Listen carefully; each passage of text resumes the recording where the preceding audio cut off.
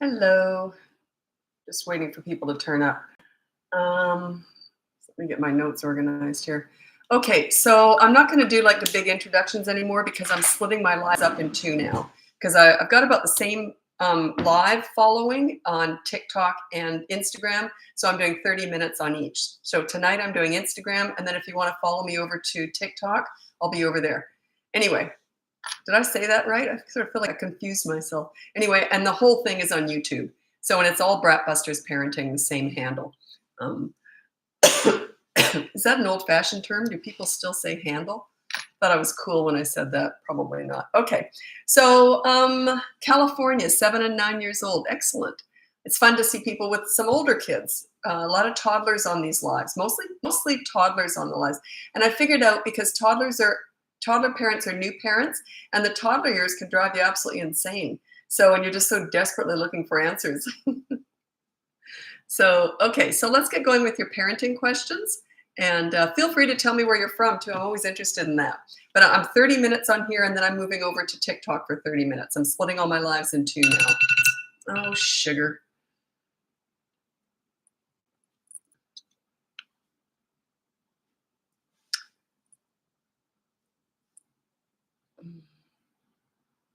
Sorry about that. I had to turn my alarm off. That alarm is for you guys, so I don't know why I didn't turn it off before.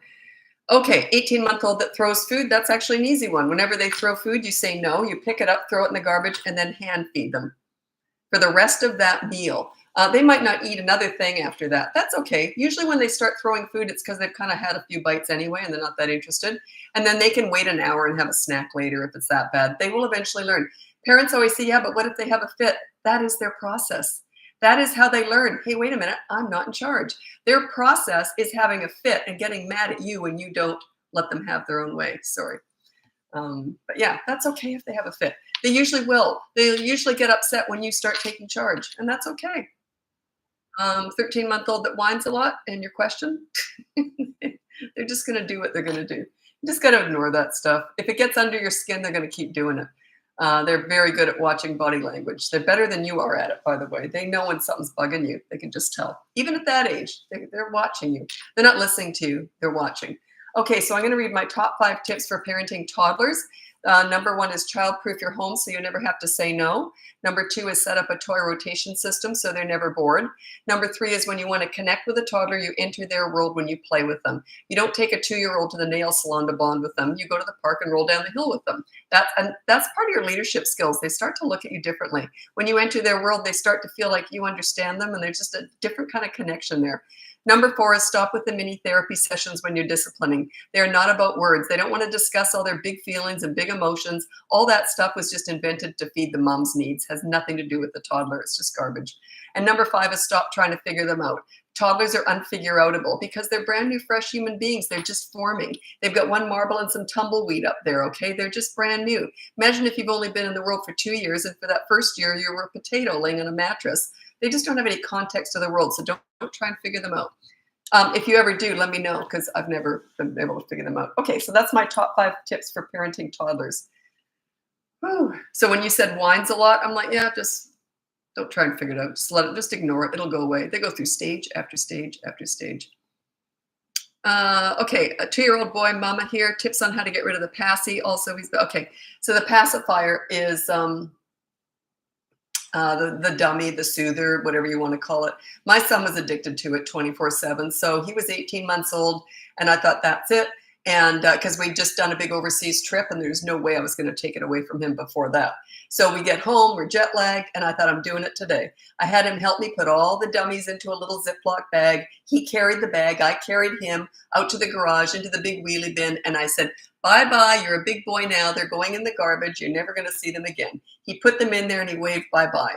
Then I was like this. I thought, what kind of a day am I going to have? I've got jet lag. I'm going to have a screaming, tantruming kid all day. He never asked for one once. Every so often he'd go like this, and then he'd look at me, and I'd instantly look away. There's no way I'd get eye contact when he was thinking about his dummy. But yeah, it was really weird. Is that going to work for you? Probably not. I was stunned it worked for my son, but it's just what I mean is it'll work, but it might be more of a scene. And that's okay. You got to be willing to go through the scenes. The scenes are where the lessons happen. The scenes are where changes take place. They're not going to like all the changes you're going to make. That's okay. They're allowed to get upset. Don't be afraid of that. It's okay. That is their process. A toddler will rarely just go, oh, I get it. I'm having fun at the park. Now we're going to go home. That's fine with me. You can't reason with a 2-year-old. They might kick and scream and have an absolute fit. That's their process. They have to learn how to process that. You can't help them with that. They will learn. So yeah, give it a go. Just have them help you chuck them all. It's somewhere where they know you're not going to take it out. My son knew I was not going to go feet up in that wheelie bin fishing those out again. Now, if his dad had done that, it might have been different. His dad didn't always say what he meant and meant what he said. I was the leader. There's usually one strong leader in the household, and that was me. So that's why I was the one to do all that stuff. I used to say to my husband, I don't even want you trying to discipline the kids. I said, I don't want you messing them up. I knew what I was doing.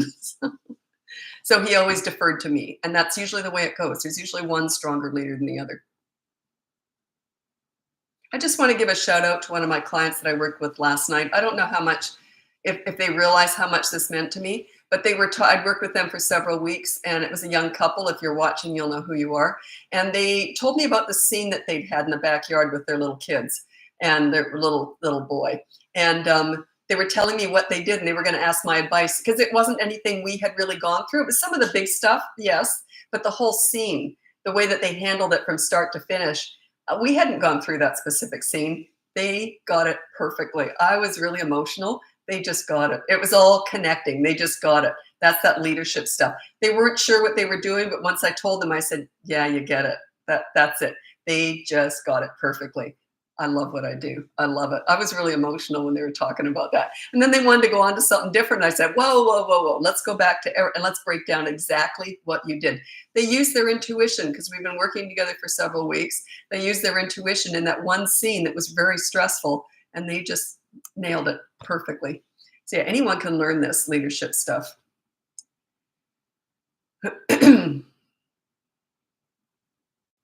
Don't want to eat dinner at the table. Okay, I need to know the age. Are they 2? Are they 9? Makes a difference.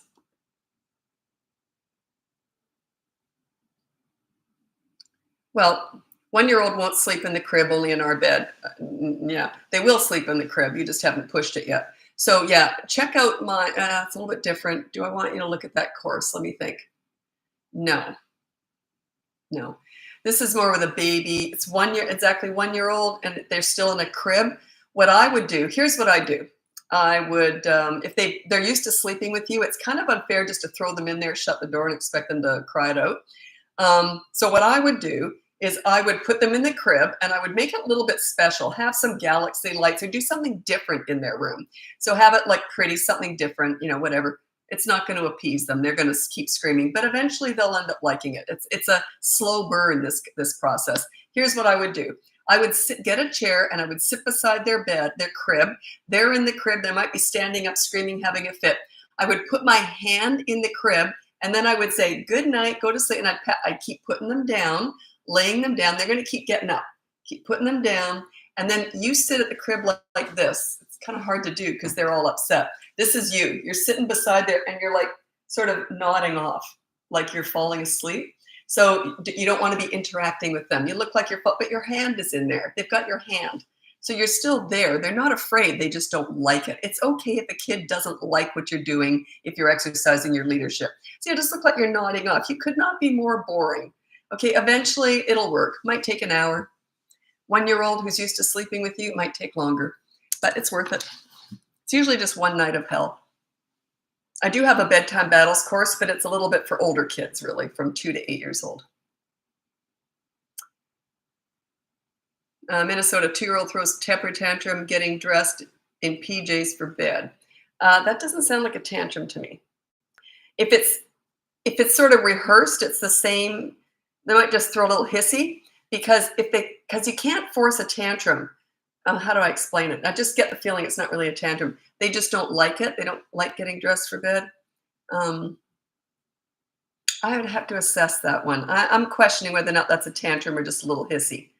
It's different if it's a tantrum and they're just stubborn. Yeah, I don't know which it is. I don't want to answer that because I don't know which it is. So just doesn't make sense to me. They can't just throw a tantrum every night at the exact same time. Do you know what I'm saying? Like, Every day, every time they do it's tantrums are not a cued thing. So if they're every night they're throwing a tantrum when they're getting their PJs on, that can't really be a tantrum. Doesn't make sense to me. So anyway, sorry, I'm not going to answer that because I don't know if it's a tantrum or just a little hissy. 2-year-old hits and bites no matter what we say or do. Um, okay, so check out my toddlers who hit and bite, etc. I actually have a course on that, so it's that common. You know it's common if I have a course on it. So yeah, it happens, a lot. So check out my course. It's in the link above. Everything I have in my business is in the link above. It's all connected with my website where my courses are held, coaching, everything's up there. The free behavior board's up there, but that doesn't start until the age of 3. Okay.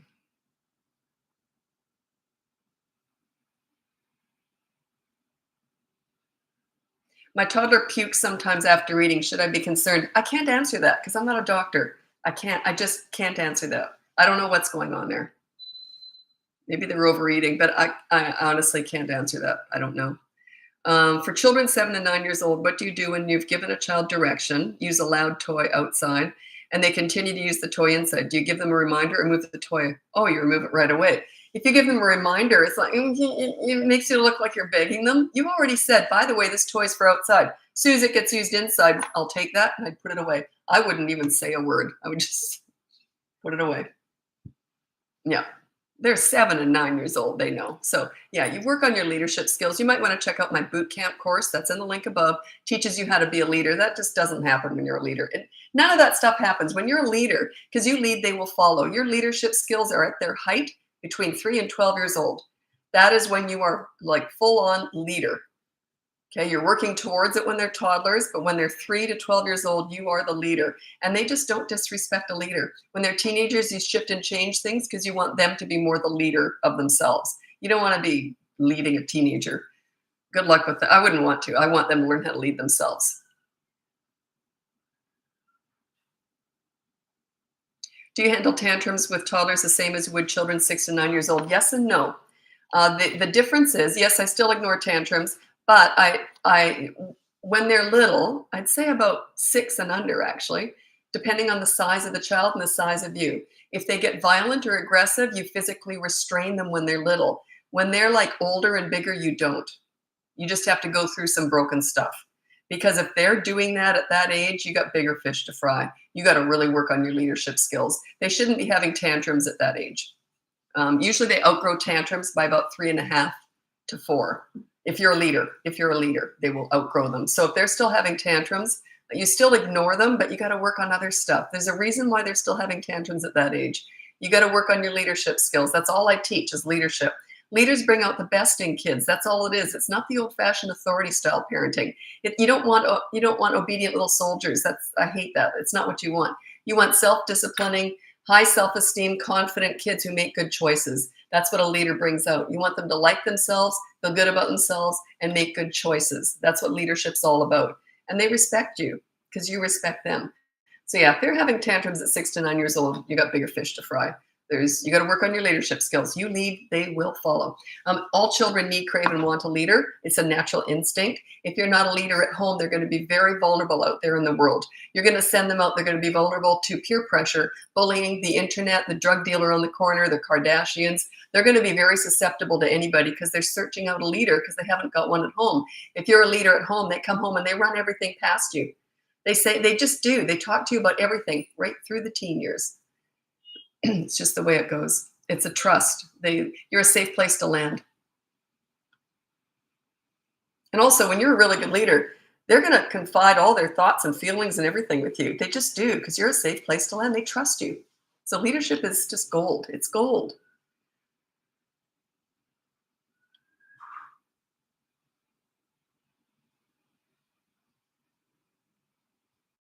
I already answered 2 of those questions, so I don't know why I'm kind of new on Instagram. I don't know why. Okay. Oh, I see. I'm scrolling. So sorry, on TikTok, I usually do my lives on TikTok. I'm just new on here with Instagram. Uh, I forgot that TikTok scrolls for me. I have to do it all by myself here. So that's why it was happening.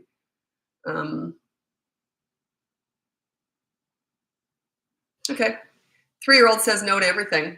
That's just because you're not a leader. Okay, that's all it is. Check out my behavior board. It's free up there, and pick a battle. Say, brush your teeth within 10 minutes of being asked to do so, or there's a consequence. Do it, start small, pick a battle you know you can win. If you want to hire me, that's coaching. And in between those two is a boot camp course that sets you up as a leader. So yeah, you deal with one thing at a time. A lot of people think you just go in and deal with everything in one day. I would, but I'm level 10 with what I teach with this leadership stuff. You're learning, it's all about you. You're learning step by step. So the behavior board, you do one new behavior board per week. You'll end up only doing 3. In the course, you'll do 3, and then weeks 4 and 5 are all about in the moment discipline. So you don't need the behavior boards as much anymore. You still got the old ones there, but you've already learned those leadership skills. So now you're exercising them in the moment, which is what my client did yesterday, which I was so proud about them when they told me exactly what they did. They went through a whole process with their kid that I hadn't even told them, but they just were killing it. They just get it. I was so proud of them. Okay, so yeah, you go one step at a time. You're learning, you're changing yourself. It's very hard to change who you are.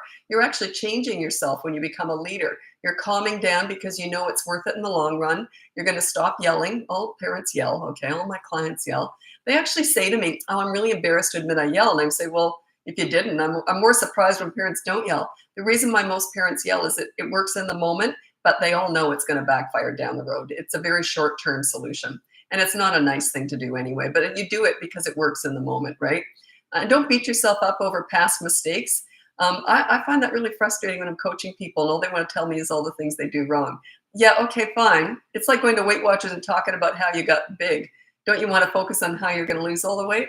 I'm solution-based. I'm not a therapist. I don't want to talk about everything you did wrong.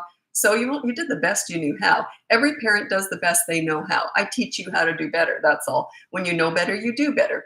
So, like, no one gets a baby in the hospital and says, I'm going to mess you up. Everyone does the best they know how. So just move past it. Don't go down the guilt road. It's of no point whatsoever. It's completely useless. So yeah, start with the behavior board. If you want the course, it's the boot camp course, or if you want the next level up, that's coaching one-on-one with me. A lot of people have doubled up. They bought that course, then they decided they want me holding their hand through it. They want the support. And because a lot of stuff comes up that isn't in the course, obviously, because every home is a little bit different, right? Course is general, but I don't recommend you double up right away. Start with the behavior board. Then if you want the boot camp course, try that. And then later on, if you come up against something and you say, well, our family is a little bit different, I want to talk, but don't buy them both at the same time. Don't buy coaching and the course at the same time. You might not need coaching, that's why. 2-year-old won't eat veggies, spits them if I try. Okay, I'll talk now. I can't talk about nutrition because I'm not a nutritionist. I'm not a doctor, so I'm very careful about this. But I'll tell you what I did with my kids. Okay, I was kind of radical. It wasn't perfect, but I was pretty much into health food. So like we never had ice cream or potato chips in the house. If we did, it was very, very rare. So they didn't have junk food in the house. They knew if they don't eat this healthy food, they're going to get that healthy food. So their taste buds were just a little bit different because they weren't raised with sugar and salt. So and those are very addictive.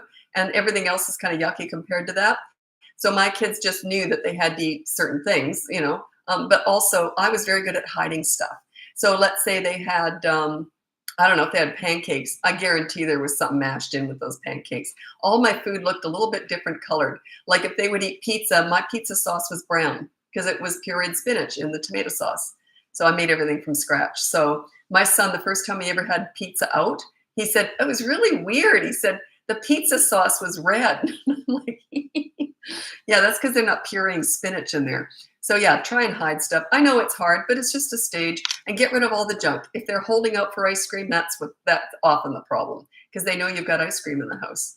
My kids knew there was no junk in the house, so they may as well eat healthy. They didn't have a choice. Check out my behavior board if you wanted some consequence ideas. It teaches you consequences. Okay, well, I know you kept junk food out of your house, but how do you stop your kid constantly asking for treats? I don't think my kids ever once ever in a million years ever asked for treats because they knew that I'd go like, what? What are you talking about? I just ignored it. Say, yeah, there aren't any. Like, that's a trained behavior, by the way. That's learned behavior. It means it must have worked in the past. They must have asked for them and got them before. Now you want to train them out of what you trained them into. So just say, there are none.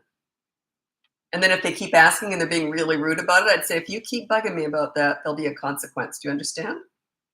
So yeah, but you trained them to do that. Now you got to untrain them. It is a learned behavior. If I wanted to do personal training with you, coaching, when's the best time to start? My baby's 7 months old. Anytime you want. The best. I mean, it's up to you. I don't want to. I don't like to sell coaching. Like, I just feel awkward. I'd rather people just come to me because they realize they want to work with me. But I would say, unless you've got problems right now, probably wait till they're toddlers. Wait till they're about 2. Or you might want to, if you want to get a jump on it all, you can hire me now and take a lot of notes to save for later on. And right now, there's really not much I can tell you about baby stuff, unless you're really struggling with something. But yeah, maybe about 2.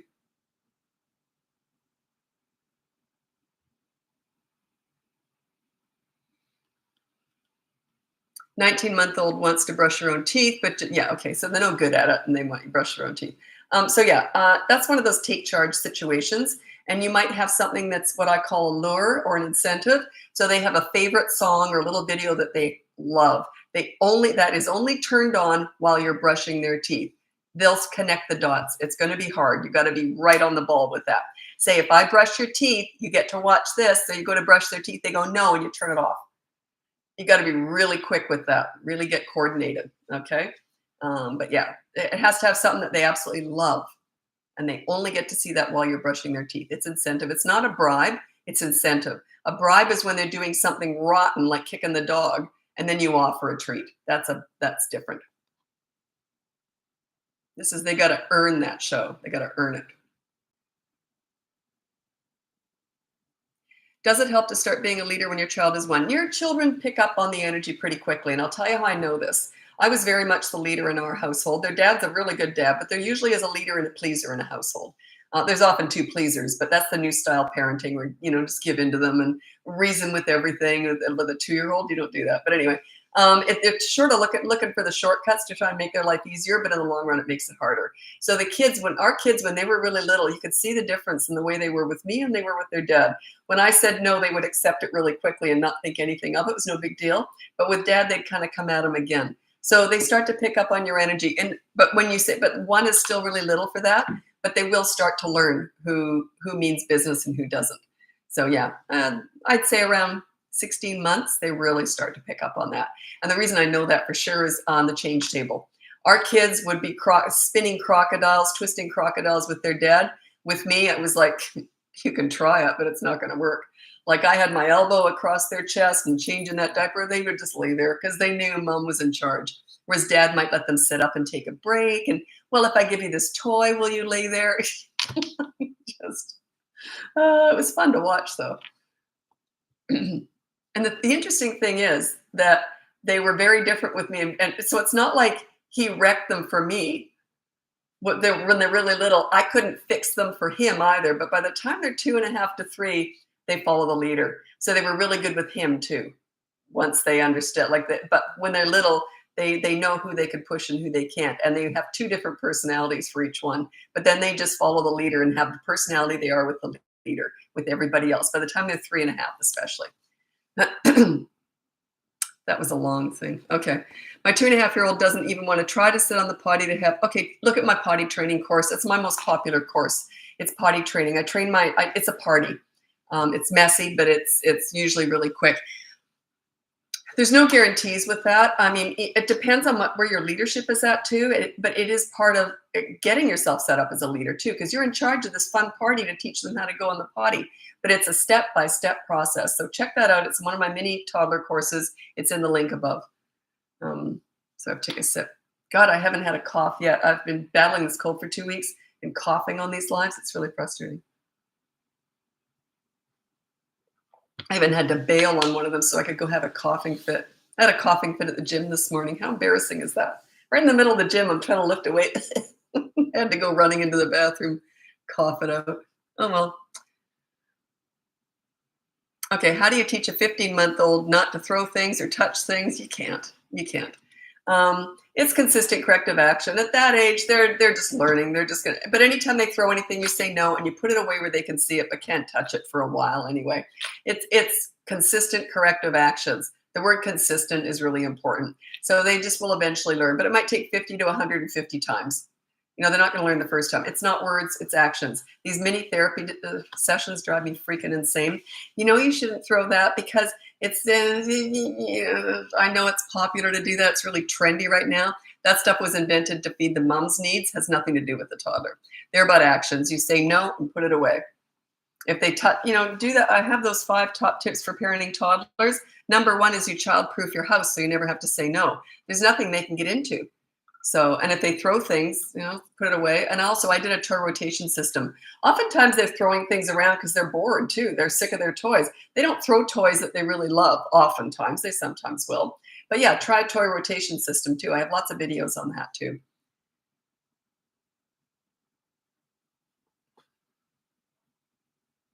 Well, you're not going to like my answer at all, but you got to hear it. How do you tell a 7-year-old not to talk back to everything? Like she has an answer to it all, and most of the time is rude, negative. That's on you. You've trained her to do that to you. You just have. Work on your leadership skills, and that will not happen. It just doesn't. So she's just talking to you like that because she doesn't respect you because you're not a leader. That's all it is. Remember, we're never fixing kids. Their behavior is 100% a direct result of our parenting. So you got to work on your parenting, work on your leadership skills. There's no way they're like that when you're a leader. It just doesn't happen. So you can look at my boot camp course. That might just be for you. It teaches you how to be a leader in 5 weeks. So yeah, it's not her, it's you, which is good news. You can only change yourself anyway. You've trained her to do that. Guaranteed. I've been doing this for 50 years. So yeah, I've seen it. Okay. And plus, I know I've never worked with an easy kid. I've been able to get respect from hundreds of kids I've worked with. Was it the kids? And I never got an easy one. Not once, not ever. No one ever said, here, Lisa, here's an easy one. They always went, good luck with this one. I was able to get respect with all of them. It's leadership. You lead, they will follow. Teenagers are a bit different. I work with mentored troubled teens. It's different with them. But we're not talking about teenagers here. Up to about the age of 12, you lead, they will follow. Teenagers, it's a twist. It's a little bit different. They were my favorite age to work with. But teenagers are my favorite age. Once you learn how to get respect with a teenager, that's your PhD in all this. I've been hired by a huge portion of my clients are teachers, principals, child psychologists, people with child development degrees. They're really good at what they do. I couldn't do that. But parenting is personal. It's different. It's just different. But I've never been hired by a youth worker. A youth worker deals with troubled teenagers. If you can get respect with a troubled teenager, you don't need my help. That's the PhD in all this. When you know how to get respect with a troubled teenager, you'll never hire me. Or if they have, they've never told me what. Okay, I would be able to tell anyway by their vernacular, because usually I can pick it. A lot of my clients, especially the child psychologists, don't want to tell me they're child psychologists. So I can usually figure it out pretty quick though. They ask some really interesting questions. So I'm like, where'd you get that one from? What do you do for a living?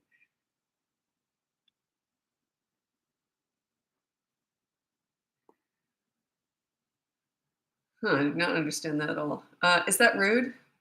Should I report that one? I don't know. Not that anything would be done anyway. You're right. Thank you. Is that the one where I said it's all you? That's the best news you can hear. I wrote an article years ago. I used to have a column in the paper, and it was like a Dear Abby, one of those. So I wrote down, if your kid is good, it's all your fault. If your kid is rotten, it's all your fault. And that's the best news you can hear. And boy, did I get a lot of flack over that one. No one was ready to hear that back then. That was probably 15 years ago. And what I meant was they're just following your lead. And that's the best news you can hear. You can control yourself. You can learn how to change yourself. You change yourself, set yourself up as a leader, and then everything falls into place. Someone already asked me about that, Kayla, on YouTube. She asked about the treats. I already answered that, so I don't want to repeat my answers. I'm only on here for 30 minutes, and then I'm moving over to TikTok. I'm doing my live. I'm splitting all my lives in 2 now. I'm doing Instagram and TikTok every day, and the only scheduled ones are Tuesday and Thursday nights, and they're in the bio. If you want to follow me over, I'll be going over there in a couple of minutes. If you want to, and YouTube, I'm there all the time. The whole live is on YouTube. That's where I save all of my lives, but I'll be moving over to TikTok soon. Okay. Sometimes I just like to drive a point home. I just have all these notes that I like to hit. Oh, I want to tell the pool story. No, I might tell that I haven't told the pool story in like 2 or 3 days. There's 2 stories I love to tell, the pool story and the swing story. One's about toddler tantrums. The other one is about leadership and how you treat children. Anyway, I'll probably end up telling them over on, because I don't have time. I'll tell them over on TikTok. I was a youth worker in Vancouver. I'm in Vancouver. Excellent. Yeah, you don't need my help, do you? You get it, right? Because that's the epitome in giving respect to get it. And that's what leadership's all about to me. I give respect to get it. I don't demand it. I command it. I earn it. I work my butt off for it. And yeah, you got to work for it. You got to earn it, especially with teenagers. I'll tell you, I had a little bit of training before I mentored troubled teens, and I didn't use any of it. I just, because I'd worked with so many kids throughout the years, I just thought, how would I want to be talked to? And I went from there. And it was an exercise in patience like nothing else I'd ever had in my whole life. I didn't know I had that level of patience. And this is a really good lesson for you. They say, well, how do I just stay calm when they're driving me nuts? Because it works. You're investing in the future. You're investing in tomorrow. So it works. Now, if I could stay calm with some of the stuff that these teenagers were pushing at me initially when they were testing me, you can work with a 2-year-old or whatever. But yeah, it was an exercise in, wow, I got patience. I didn't know I had patience like that. But it worked. So anyway, that was my favorite age as teenagers. Okay, my 15-month-old hits or bites me, or after I say, no, yeah, they're going to do that. Check out my course on toddlers who hit and bite. It goes into that in detail on how you solve that. How are your kids' relationships with food as adults? I love okay. My daughter became a holistic nutritionist. She's not exercising that now, but she did it because she loved it. And then she realized that she wasn't going to turn that into a business. So she's doing other stuff now. But she's like me. We were both vegan together for 7 years. She started craving meat. So now she's eating meat, but she's still super healthy. And I'm still vegan. And but yeah, super healthy. My son, not so much.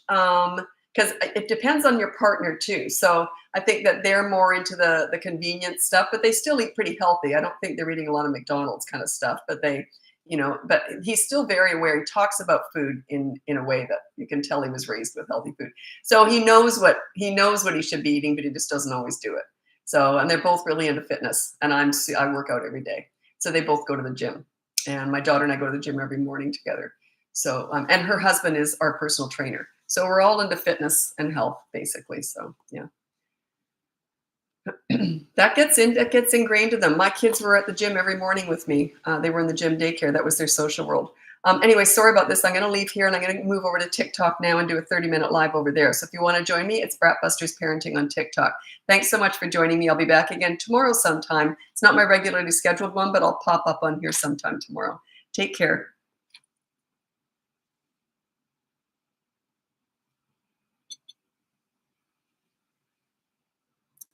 I'm still on YouTube. I'm just, sugar here. Just a second. Here we go.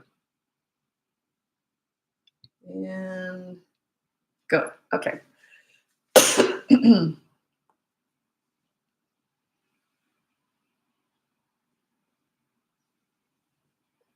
just waiting for people to turn up on TikTok.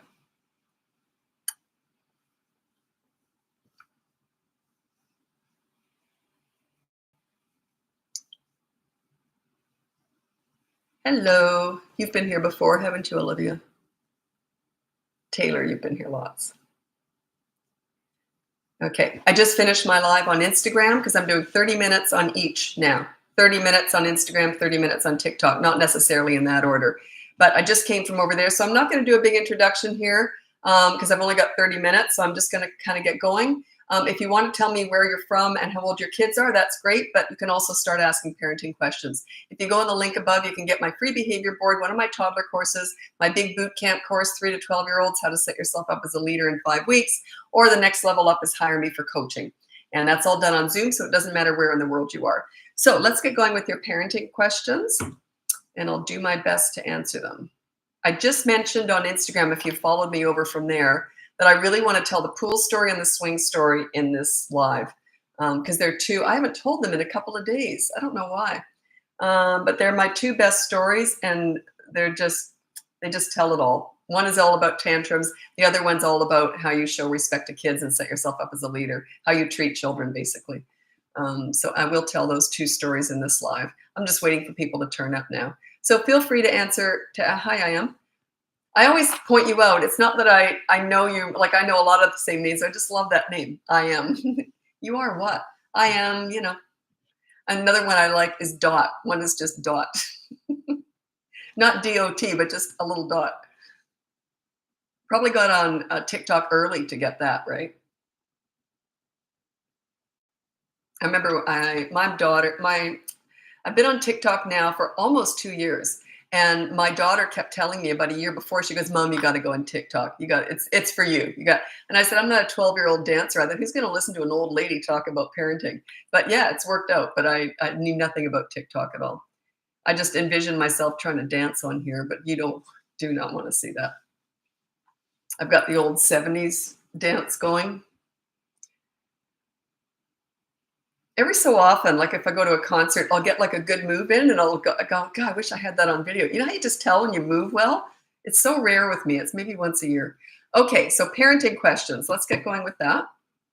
Feel free to ask away.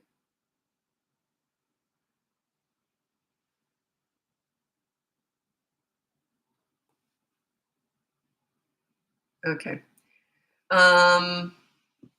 Okay. I'm struggling with getting my 3-year-old to nap, but when he doesn't, he's really grumpy and crashes.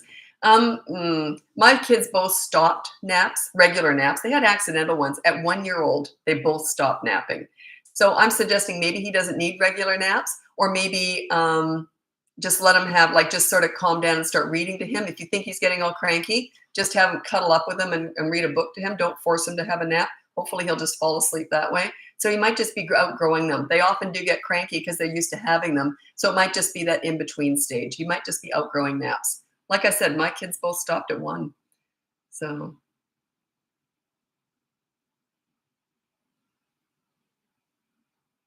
4 and 7-year-old share a bedroom, bug each other at night, lots of calling mom. Behavior board for this? Yeah, I'd use the behavior board for that one. Yeah. Yep. For sure, because they're 4 and 7. Yeah. So it's really hard when you've got like a baby and a toddler in the same room. Some of my clients do. That's really hard. Oh, you're worried about your grandchild. I don't give grandparenting advice. The reason is that if I was to give you advice on how to handle anything and the parents didn't like it and didn't use it, what's the point? So I only give parenting advice. But yeah, I just did a video. I think I did it yesterday about lying, or a couple days ago. Just recently, I did a video on lying. So you can check that out.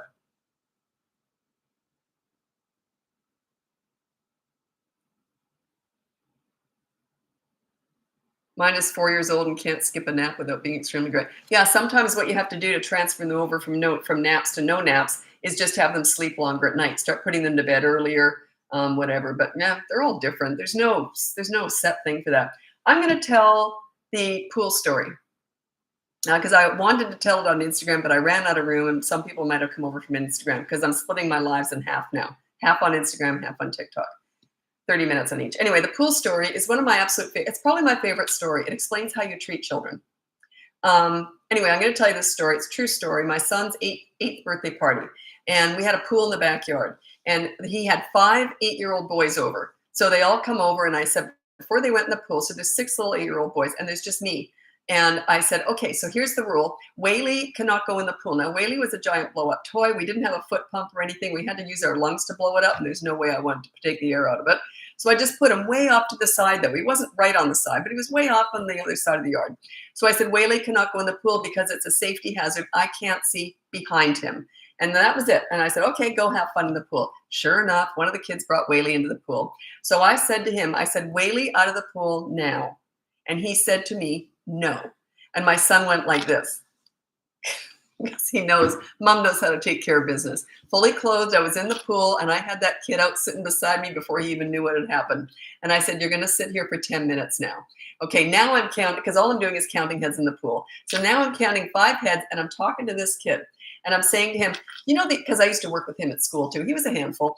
So I said, you did really well on that test we worked on. I hear you got like a B on it, you know. And I said, and also the other day you got a soccer goal. And he's talking.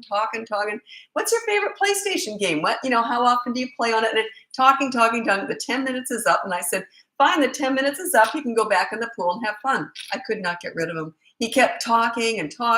He was having a great time.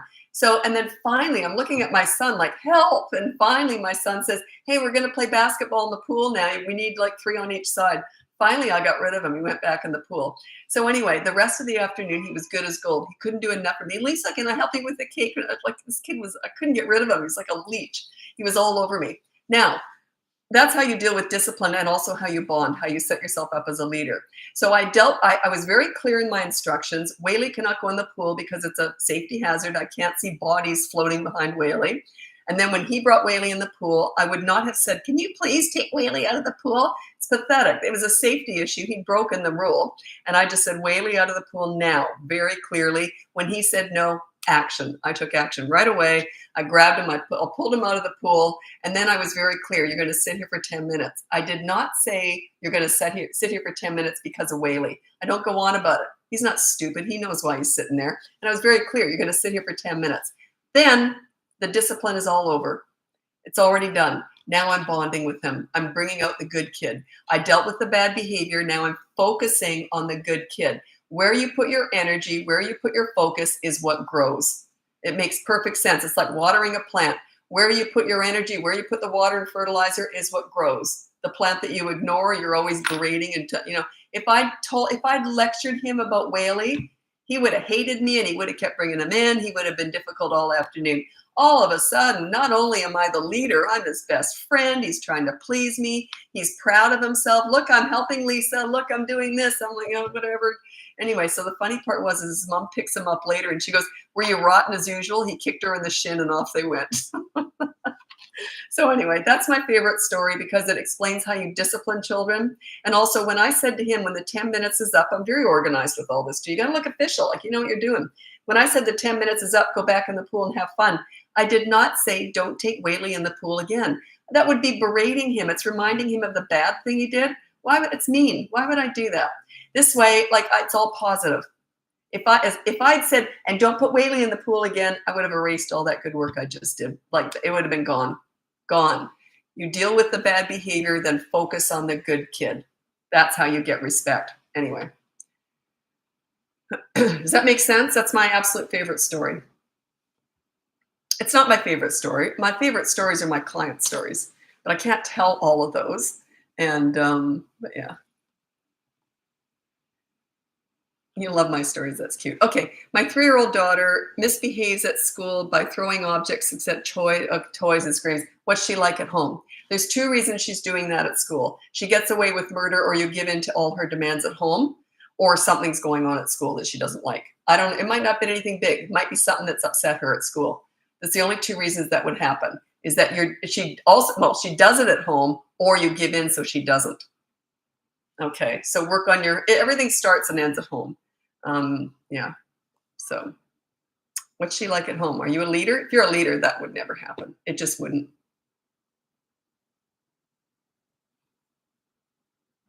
2-year-old tantrums. I got a million videos on that. But if you go on the link above, I've got my toddler tantrum course, and it goes through how you deal with a tantrum. So yeah, it's just one of my mini toddler courses. So check that out. It's in the link above. So I'm just looking at my notes here. This is a difficult one, and I can't really help you with this. You asked me, this is from Mo. What should I do about my sister's kid? He is so bad and mean to mine. That you can't tell other people how to raise their kids, and you can't insult them either. It is really difficult. She's your sister, though, so you can't. I've dropped friends over that. If I had friends who had kids who were hurting my kids, I dumped them. If the friend wasn't a friend that I saw without the kids, I just dumped the friend. There's no way I would expose my kids to that. But if it's family, that is tricky. Just say, look, word it like this. Say, look, the kids obviously aren't getting along. What can we do? What do you think we should do? So approach it like that. Don't say, your kid's rotten. Can you fix your rotten kid? Just say, look, our kids aren't getting along. What do you think we should do? I can't really help you, though, because I can't tell her how to parent. See what I mean? Like, she obviously is struggling with parenting and probably very defensive about it and doesn't know what to do. If she doesn't want my help, you could, if you really want to suggest maybe she hires me, good luck with that. People, it would be like saying, maybe you should join Weight Watchers. It's kind of like that. People get very defensive. I've actually had people who buy me as a gift, like my coaching sessions.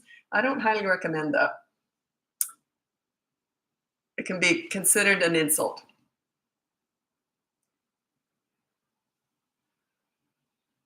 How to be a good leader at home. Just keep watching. That's everything I teach.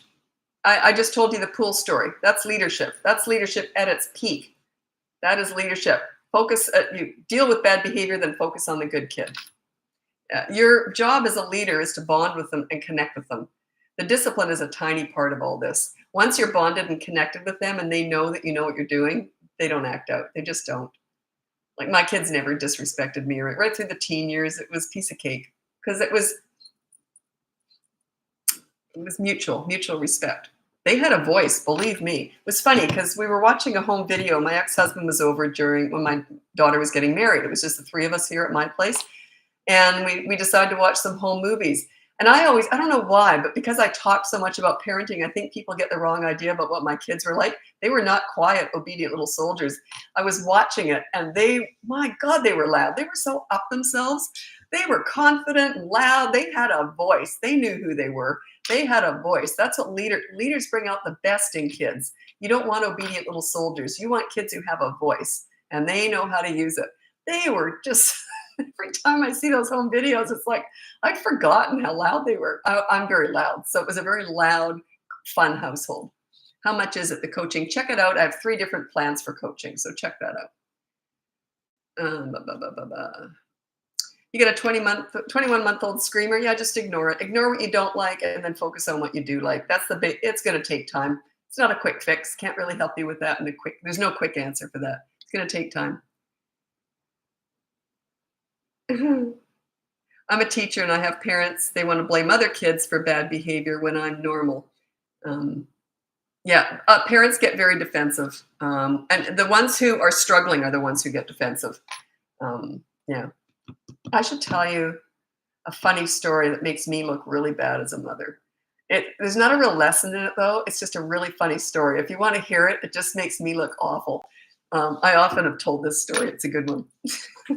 But there's no real lesson in it. That's why I don't tend to tell it a lot. But yeah, it doesn't make me look good. It's very funny. Okay, so we all mess up.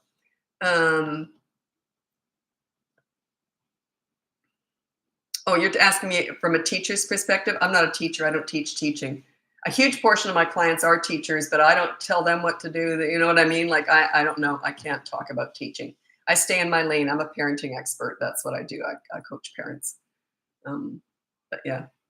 But I know a lot of my clients who are teachers, principals, child psychologists use my methods with their clients or students, but they're not all transferable. That's the thing. They're not all transferable. Some of them are. Like reward charts work beautifully in schools and institutions. It's an institution. Home is personal. I hate reward charts at home. I would never use it. I think they're mean at home.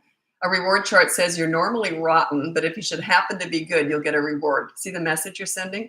So yeah, I don't reward for just being good. That to me is my baseline, just my expectation. I used to say to my kids, if you're good, life is good. If you're bad, life ain't so good. I'll make sure of it because I'm your mom. That's my job.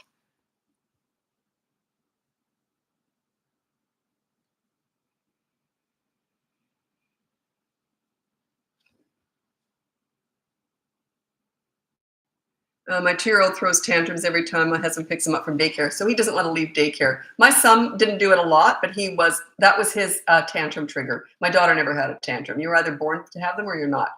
But yeah, my son, if he would just sometimes didn't want to leave somewhere, and that would trigger his tantrums. So yeah, you just have to take them out anyway and just ignore it.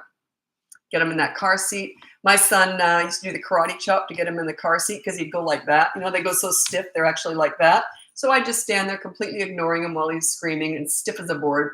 And I had my hand on his midriff, right? As soon as he took a breath, fold, click, click, in he went. So yeah, I never looked at him or talked to him when he was having a tantrum. He learned. Where are your courses? Everything I have to offer in my business is in the link above. It's all in that one link. It links to my website, to my courses. Everything is in there. So you can just check that out.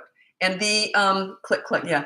The behavior board's free. The toddler courses, they're only $29 each. The big boot camp course is 197, and then the coaching is 3 different programs in there. So they go up and up, and the coaching obviously is very personal. I get to know you, and the advice you get in coaching is often quite different from what you'll get in the course, because I'm assessing your strengths and weaknesses and working with them.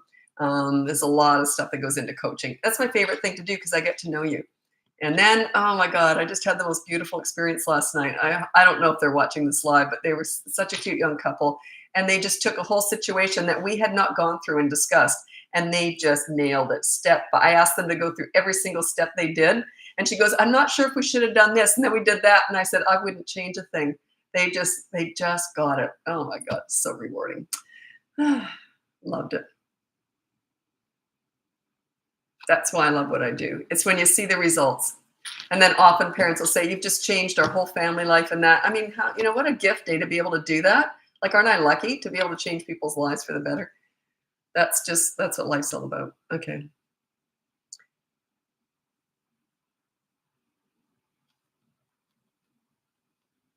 Yeah, my daughter full on tantrums whenever we leave somewhere, especially with kids. She'll, yeah, they're going to do that. What age tantrums end? If you're a leader and you learn to ignore them, 3.5 is usually when they're really. My son had his second to last tantrum at 3, and his last one at 3.5 that I remember. I remember making a note of that, and I thought, because about 3.5. They can stop and think before they act. Before that, they're all on impulses, And when you get good at ignoring tantrums, you are decreasing the duration, frequency, and intensity. You are not ending them by ignoring them in day 1.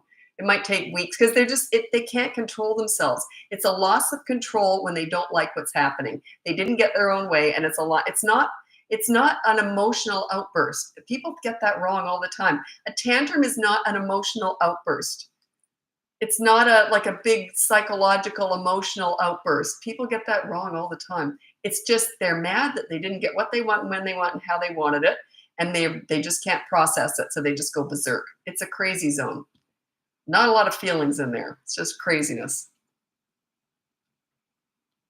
What's your favorite or most helpful piece of advice for parents of 4-year-old and 9-month-old? Is your listening skills, especially when they get more verbal and talking, your listening skills by far.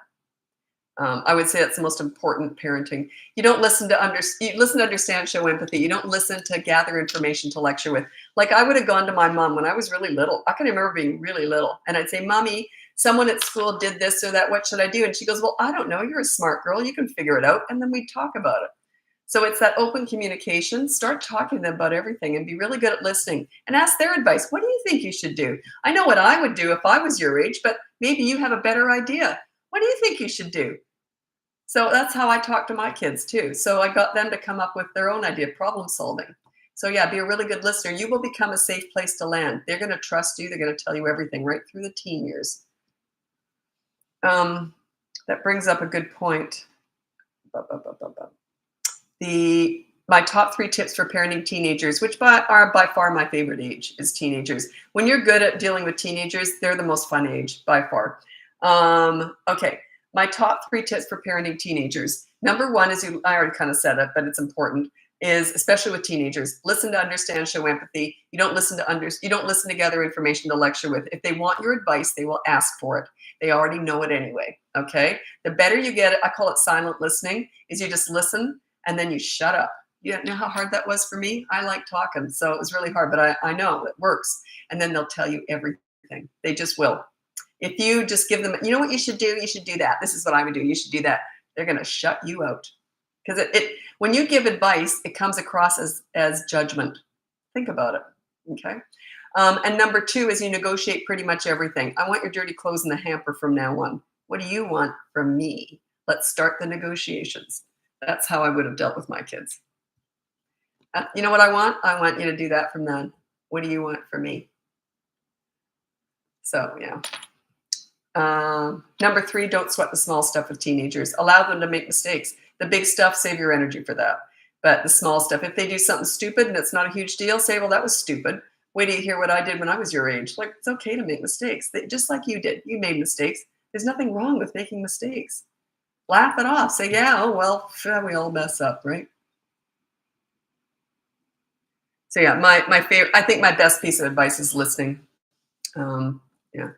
How to get a 3-year-old to listen. Work on your leadership skills and they will follow. You lead, they will follow. By the age of 3, they're starting to learn this quite well. So work on your leadership skills. You're not fixing kids. You're fixing and teaching yourself. Now, I've got respect from hundreds of kids. Do you think it was all those kids, or do you think it was my leadership skills? It's never the kids. I never worked with an easy kid, not once, not ever, not once. No one ever said to me, here's an easy one, Lisa. They all went like this. Good luck with this one. So I've mentored little ones. I've mentored troubled teens. I've worked with hundreds of kids. I've always managed to get respect. It's you. It's all on you. You lead, they will follow.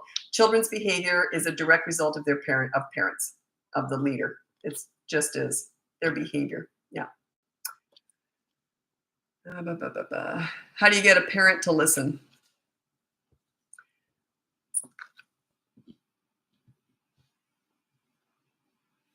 You mean an adult parent? You mean, are you a kid and you want your parents to listen? You send them to me, because they have to be on that behavior board too. That's what this is all about. You have to give respect to get it. I don't just expect to get it. I work for it. I give, and then I get. I give to get. You give respect to get respect. So yeah, if your parents aren't listening to you, send them to me. Send them to my behavior board. Sometimes I had this happen once. So a mom hired me. This was years ago. It was overseas, and I know different cultures think differently. She hired me. She loved what I was saying, so she hired me. And then she had to ask for a refund, because when her husband found out that they were gonna be on the behavior board, he didn't want anything to do with it. And I thought, well, that's good that they got rid of me, because we wouldn't have been able to work together. So, but yeah, you have to be accountable to your children. If you're not accountable to your children, how do you expect them to be accountable to you? You lead by example. They're watching you. They're not listening to you. They're watching you.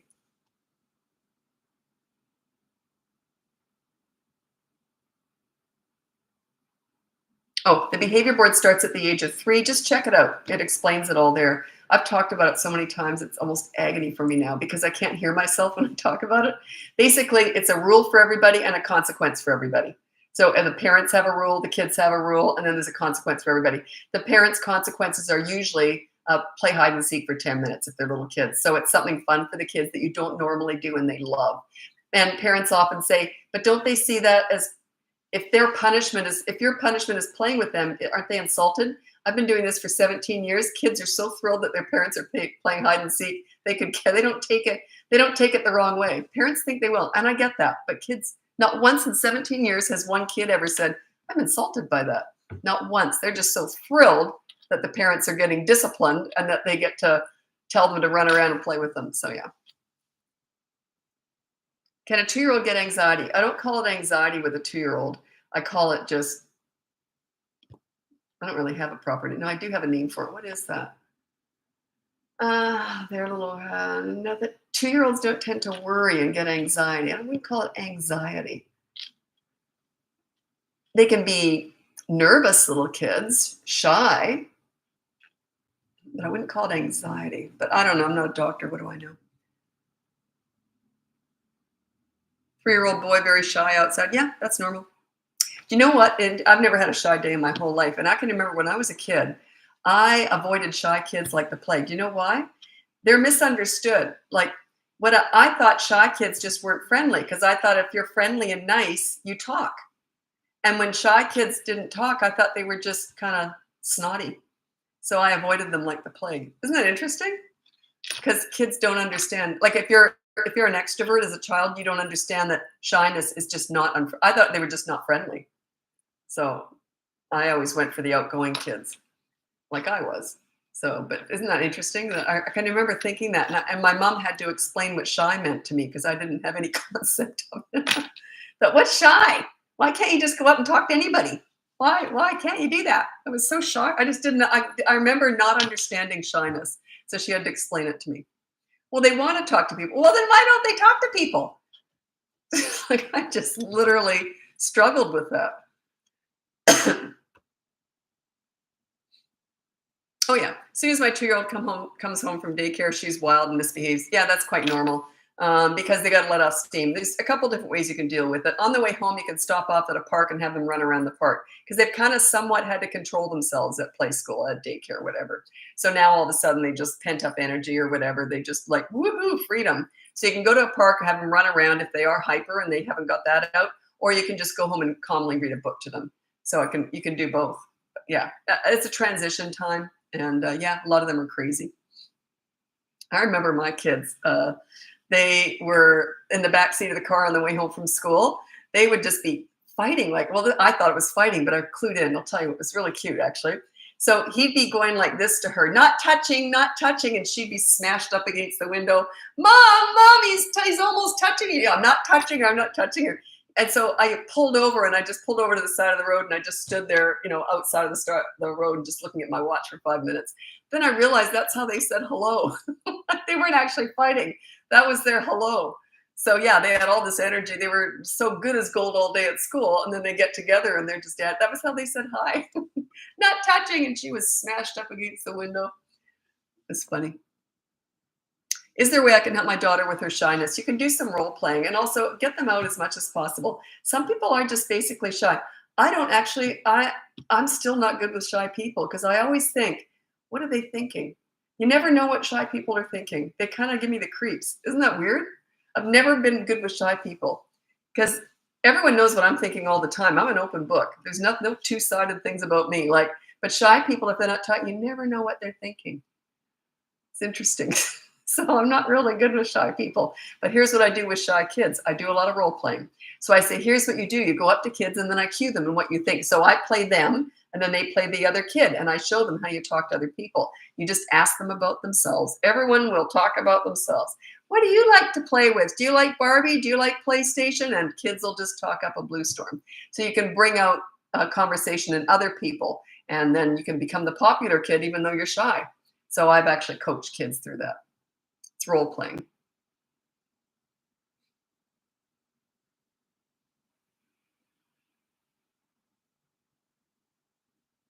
What people are thinking, man, I wish I wasn't so shy. Good one. What people are thinking is, man, I wish I wasn't so shy. I'll tell you something. A lot of people have commented on this when I was growing up, and now I'm 63, so no one comments on anything with me. I'm just an old lady now. But anyway, they used to say, how come you can just walk in any room and own it? And you know what I say? And think about this. I say, whenever I walk into a room full of strangers, I can be all by myself. The only thing I don't like is when you're the only one who doesn't know everybody in the room. You can't join in on any conversations because they all have all the familiar stuff. That's the only thing I don't like is when I walk into a bunch of people who they're cliquey and they only know, you know what I mean? That I just don't enjoy. But if I walk into a room and I don't know anybody, all I'm thinking is, God, I hope I like someone here.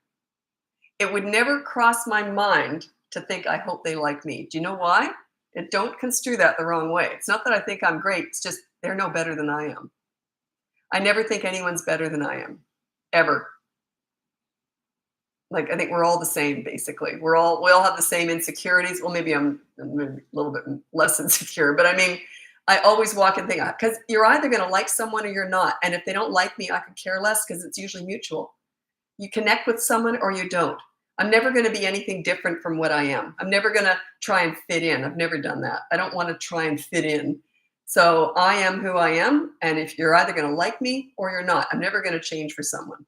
So I've always had that attitude. And, I remember my son once said, I was kind of born that way. My mom said you were born that way. But my son once said, you know how lucky you are to not give a crap what people think of you? And I never thought about that before. I thought, what an interesting thing to say. But I thought maybe that is unusual. But yeah, I just think you're either going to click or you're not. Why on earth would you care what people think of you if you know you're a good person? This is who I am. Plus, I don't like everybody. So why would I expect everyone to like me? Right?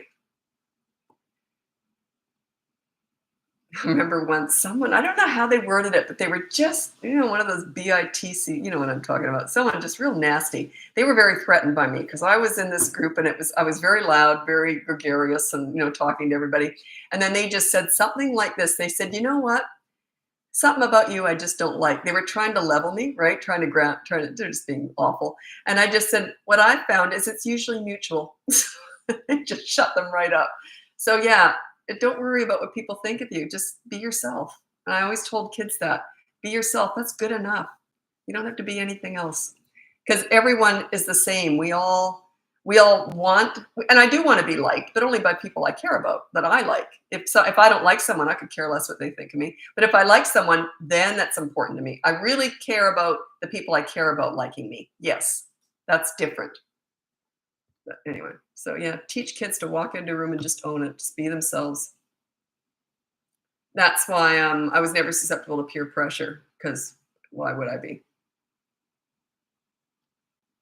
I worry about my kid. What if he doesn't become the president? You might want to hire me for that. That's I would worry about that too. Yeah. Okay. Okay. This is a really good point. When I show the same respect to my 3-year-old, sometimes it backfires and he takes advantage of it. That's not respect. That's giving in when you shouldn't. That's not respect. Respect is a little bit different. Check out the behavior board. It kind of teaches you how to give respect to get it. And then, or also you can check out the boot camp course or the hire me for coaching. But that's giving him more than he should have, trying to please him, and then he takes advantage of it. Yeah, respect doesn't backfire. Preach. What does preach mean? Me preaching that? Yeah, I just think that's really important to teach kids that they are enough. That you're enough who you are too. You're enough. Who you are is enough. You don't have to be anything more than you are or different from what you are, you know.